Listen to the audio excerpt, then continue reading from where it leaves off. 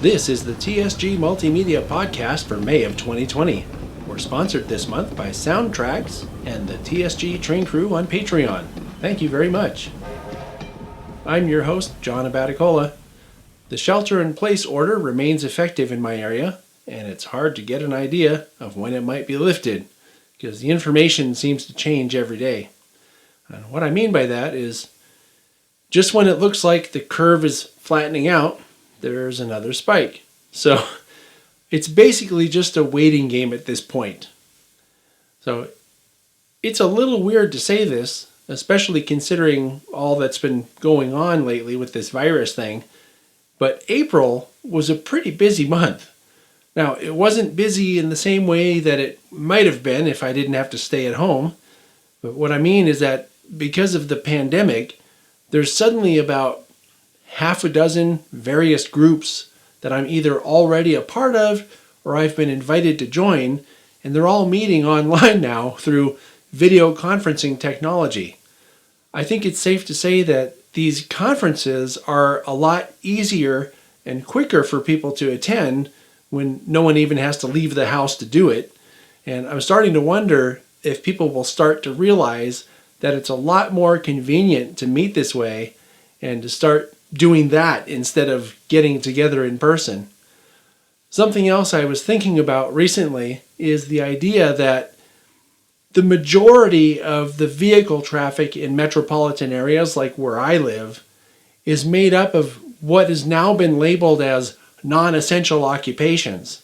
So hundreds of thousands of people are driving to and from jobs every day, jobs that can be done from home in many cases. And that kind of makes me wonder if some of our huge companies will take a look at their bottom lines and decide that it's not really worth it to keep paying leases on huge office buildings. They could easily keep essential office space and use that to provide a place for the various groups of employees like software development teams and such to meet in person once or twice a week just to make sure that they can keep the ship going in the right direction. You know what I mean? Anyway, that's been something that I've been thinking about lately, and I know that our air quality here for the past several weeks is noticeably better than our old normal. And I think it would be really cool if we could somehow figure out a way to keep it like that. Speaking of online conferences, I even hosted one for the TSG Train Crew about 2 weeks ago. I've often thought about planning some kind of a meetup for the train crew since we all have something in common. And during our online meeting, we talked about the various projects that we're all working on, and I asked for feedback from some of the members present about, possible future projects and their opinions about the current lineup of content, stuff like that. They had some great ideas too. I should mention something just in case we have some new viewers here today.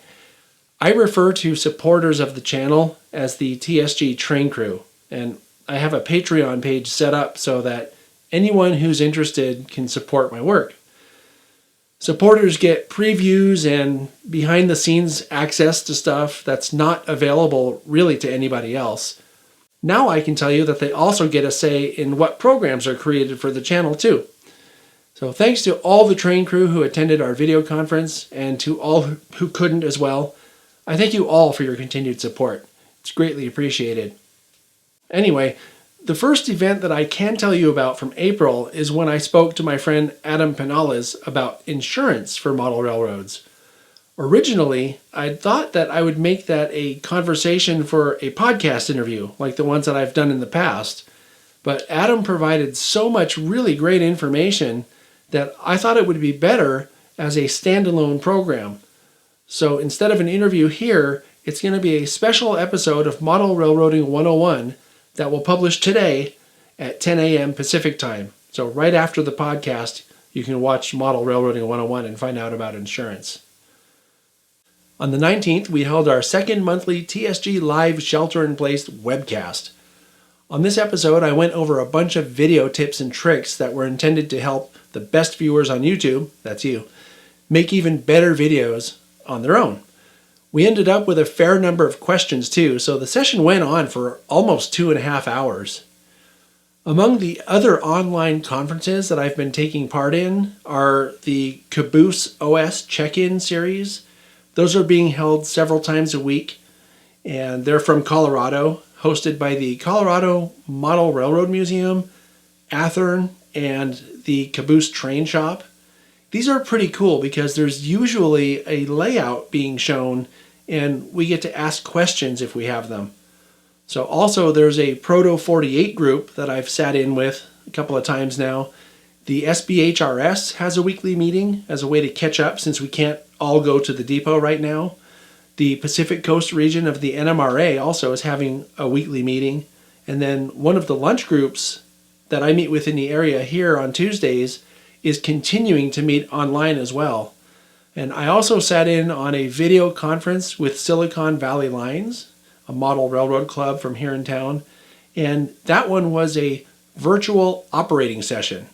That was pretty unusual. It consisted of the host, Bernard, who had a few of his Markland modules set up with the train, and he was taking orders from the participants about how to complete a switch list that he had sent out earlier in the week.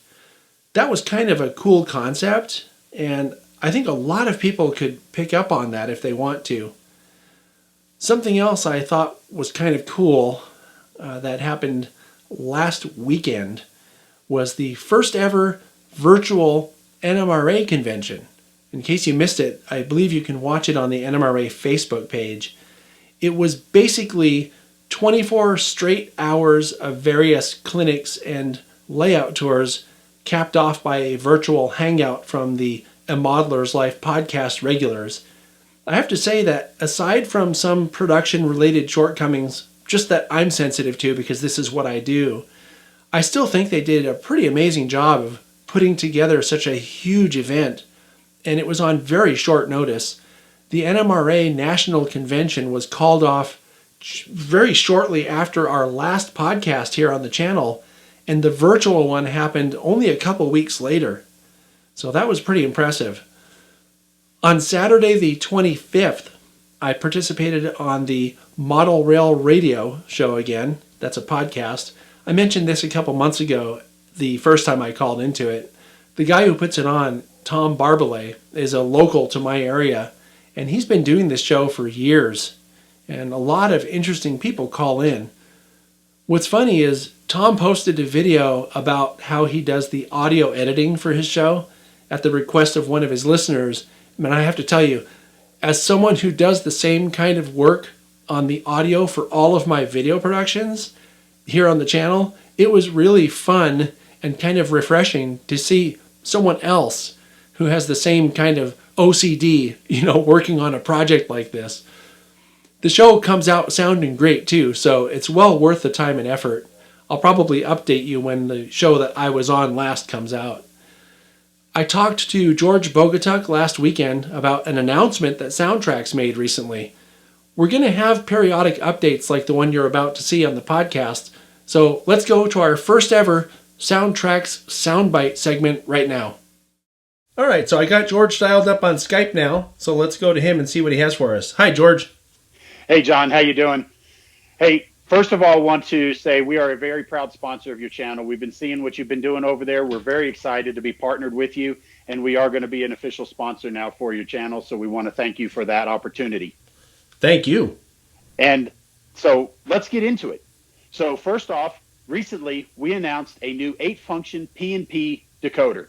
Now, this is a P&P board replacement style decoder that now has the ability for you to wire up 8 individual lighting effects and have individual control of each of those, including all the different lighting effects.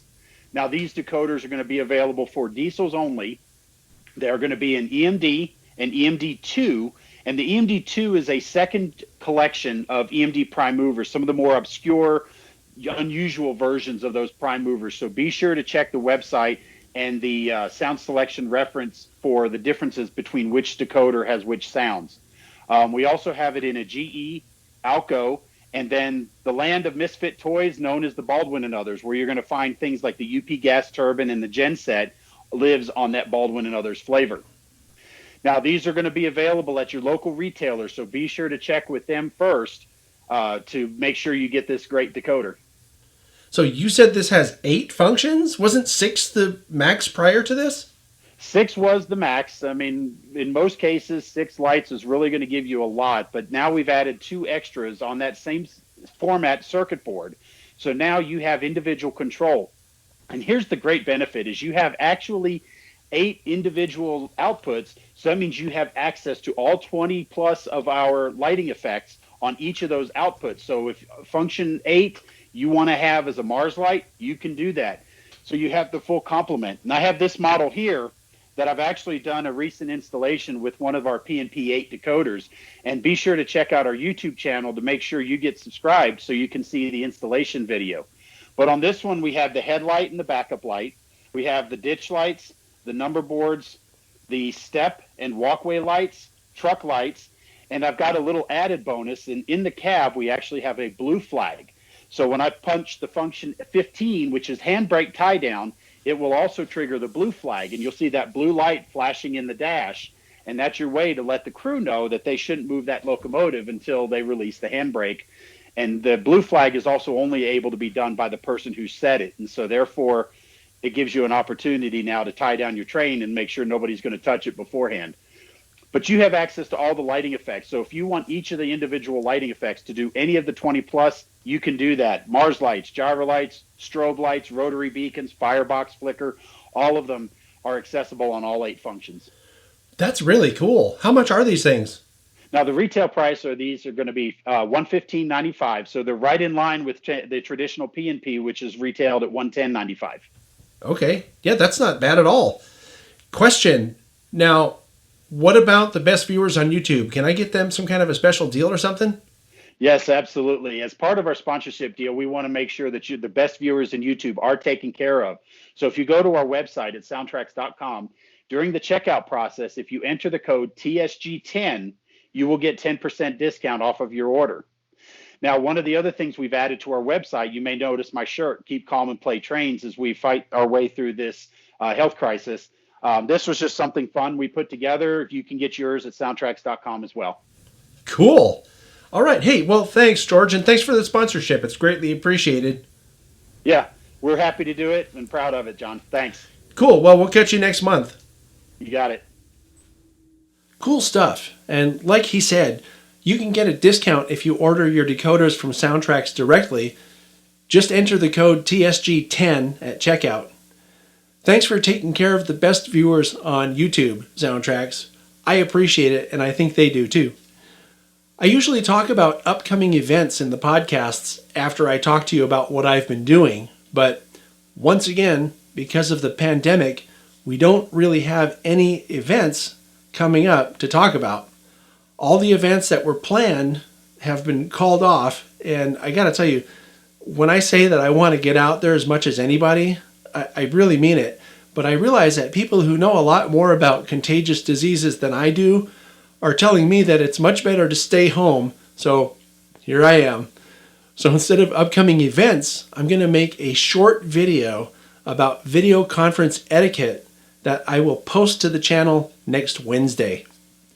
I have to tell you that there are some very basic, what seems to me like very common sense things that people can do to be much more courteous to the other participants in these video conferences.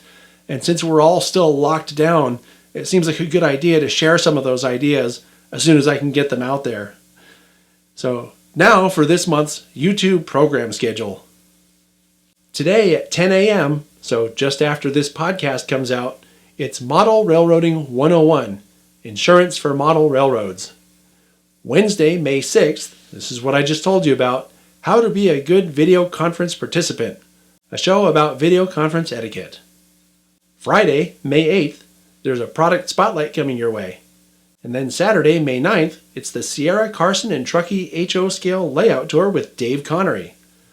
Wednesday the 13th, we have our TSG Podcast Interview Replay, a talk with George Bogatuk. It's the interview I had with George on the podcast that came out in April. On the 15th, I have another product spotlight for you. On the 16th, our next episode of Chasing Trains comes out.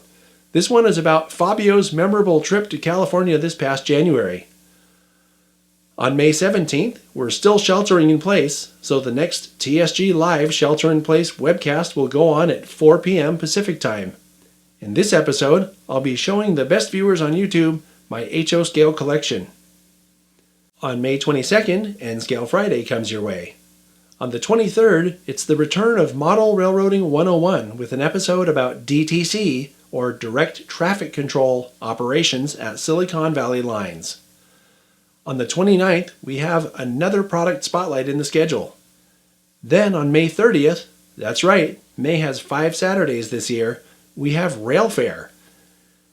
This program is about the annual event that takes place at Ardenwood Historic Farm in Fremont, and it's a bit more comprehensive than any other programs I've seen or done about what I consider to be one of the best railroad-related events in the Bay Area. So before I go, I want to invite you to become a member of the TSG Train Crew on Patreon. If you can help out with $2 a month or more, head over to patreon.com/TSG Multimedia, and as part of the Train Crew, you can feel really great about helping me get the content that you enjoy to the channel for everybody else to see. You also get access to behind-the-scenes stuff and private previews. And for any interested companies out there, please contact me at podcast@tsgmultimedia.com if you'd like to get your company name on this program. That's all I have for you this month. Make it a great day, and as always, thanks for watching.